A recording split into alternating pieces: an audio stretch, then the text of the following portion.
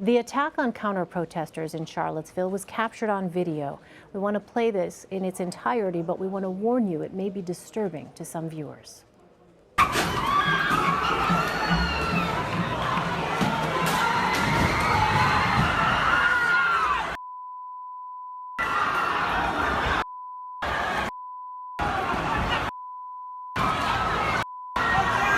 Go, go, go, go.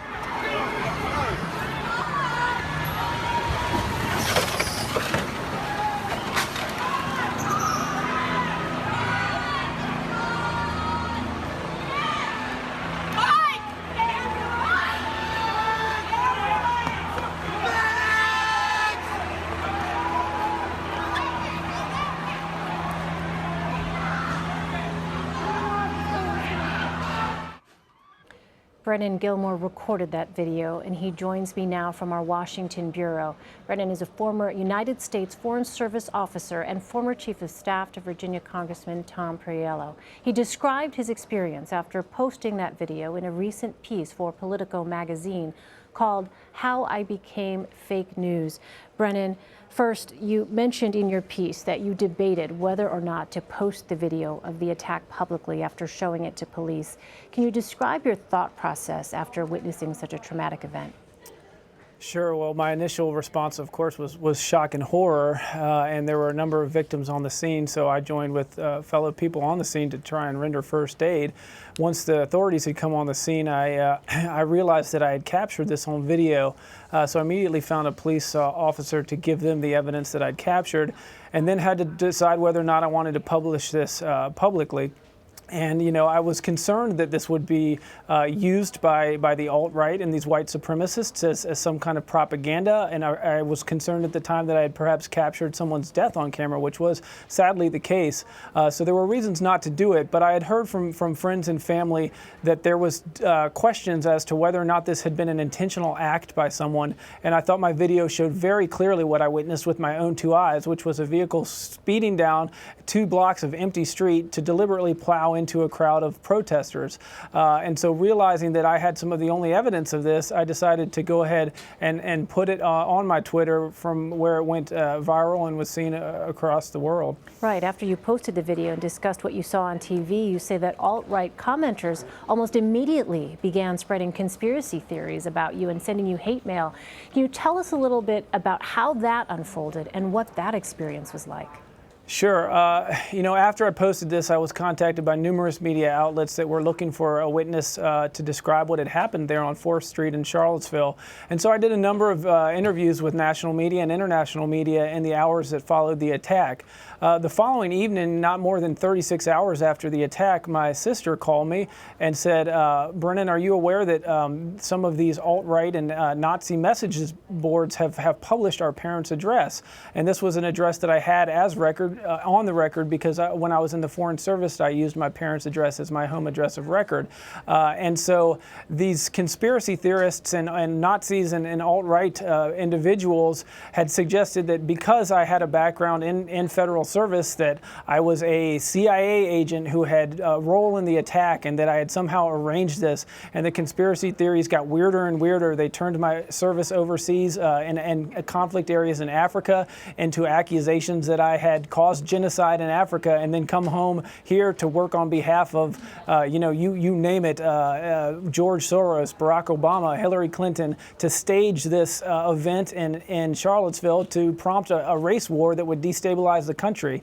And of course, these things are just absolutely ridiculous on the face of them, but nevertheless, they spread around the internet, and within a couple days, we're on the site InfoWars, where more than a 250,000 people watched a video that suggested that the attacks in Charlottesville weren't what they are, an attack by white supremacists on a crowd peacefully marching, but instead some sort of conspiracy plot. And threats towards me, you know, came in at a very rapid rate, and to the point where people sent letters with white powder in them to my parents' address, and where we had to work with law enforcement for personal protection.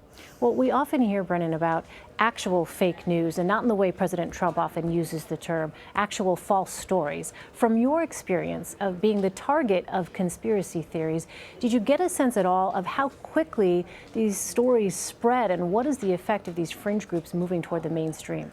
Yeah, absolutely. I mean, it was a question of hours and days from going from an obscure message, neo-Nazi message board to being broadcast on Fox Business News and by, Sean Hannity. And then we saw, two U.S. representatives, national politicians, also parroting the idea that Charlottesville was a staged attack. And this is incredibly dangerous because, now is a moment for both the right and the left in our country to come together and say, we're going to press pause on our cultural and political wars, and we're going to band together and say, you know what, Nazis have absolutely no place in our political discourse. White supremacy has no place in our political discourse.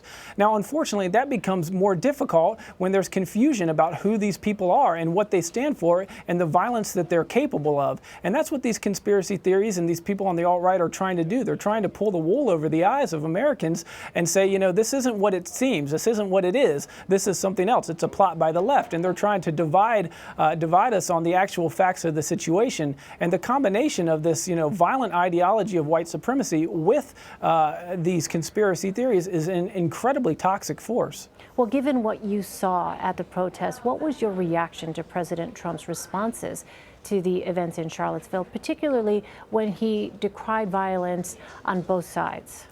I thought it was an abject failure of leadership. There's absolutely no moral equivalency between those who would promote an ideology which naturally leads to violence, which would exclude certain classes and races of citizens from their right to even exist, and those that would resist them. And I think that having the president enable and suggest equivalency between these two sides is very, very dangerous. And in my foreign service career in Africa, I saw many countries where this virulent racism and tribalism was manipulated and instrumentalized by political leaders, and it's very, very dangerous. These situations can spiral out of control very quickly.